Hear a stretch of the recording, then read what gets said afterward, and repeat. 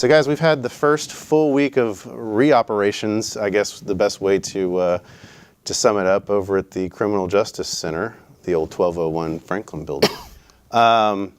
It's obviously an improvement safety-wise from the jail, but how is it operationally going? I know, Tucker, you've had some cases over there, and public health-wise, how do we think it is? So let's dive into the operations, first of all, and how it's changed. The operations are, you get over there, and there are 4 floors that are dedicated to jail dockets, and they're only bringing inmates over there.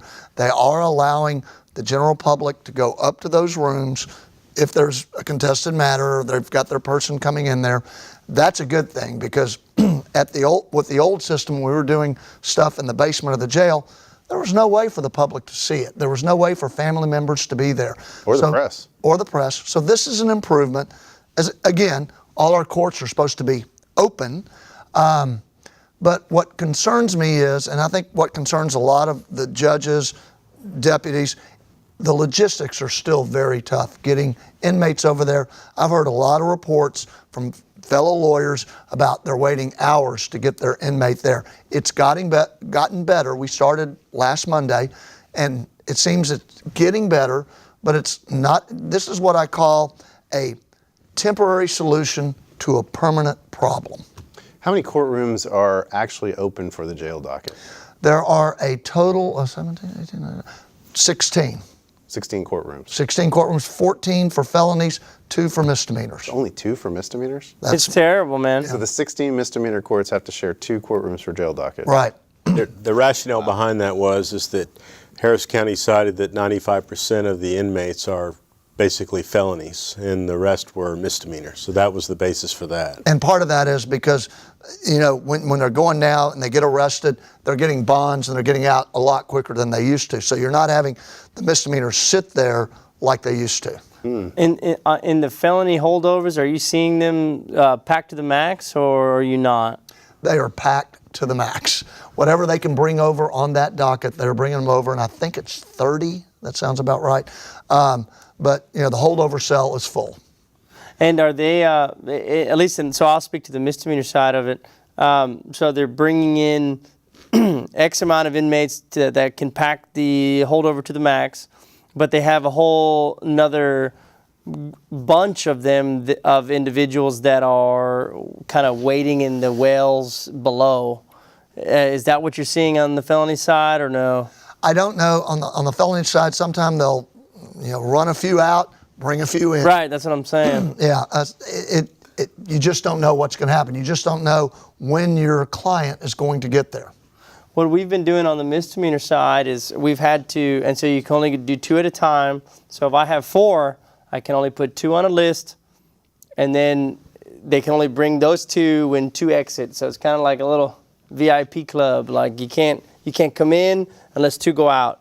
And so you sit there and you wait. You're not doing anything. You're on your phone, and other courts are blowing you up, asking you, where are you? And you say, well, I'm in jail docket. There's nothing else I can do except wait for my guy to come up. And then they finally bring them up. And then it's been a readjustment having to talk to individuals behind a glass again. Right, because, you know, for the last, since October, we're talking to them one-on-one in a group where everybody was hearing their business and know what was going on. That's not a good thing. You need to talk to your clients in private. The holdover cell is not a perfect, but it's better than what they had. And again, you know, Doug, you can talk a little bit about this, the health issue. I'm still not convinced we're in a healthy building.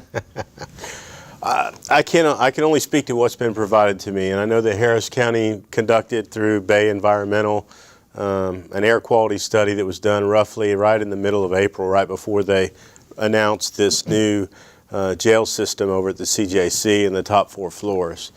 They did tests on the basement floor, the first floor, the second floor, and all the way to the top. There were a number of studies, but they found ultimately that it passed and it was clean and safe air. I haven't been over there to attest. I understand there was still some pretty rancid smells in the air. I haven't been able to personally witness that myself. But I can only imagine, based upon what that building has been through in its 20 years in existence, and then what it went through in the flood, that those things. Two floods. Yeah, two floods. Was it Allison, the other one? Yeah, yeah. And we got another. I mean, who knows what the future holds for it? But Another flood. yeah, I mean, clearly they haven't even gotten, as I understand it. I saw something the other day said they haven't even gotten the bid yet on repairs. I can't speak to that. I haven't heard. I was involved in one meeting that you were there, Tucker. Right now, there's a plan, but no cost plan. Oh, great. Yes, there's a plan with no cost to it. So I don't think they know what they're getting into. The Commissioner's Court, it's a 4 out of 5, have no clue what's going on there. They may have a clue, but they don't care.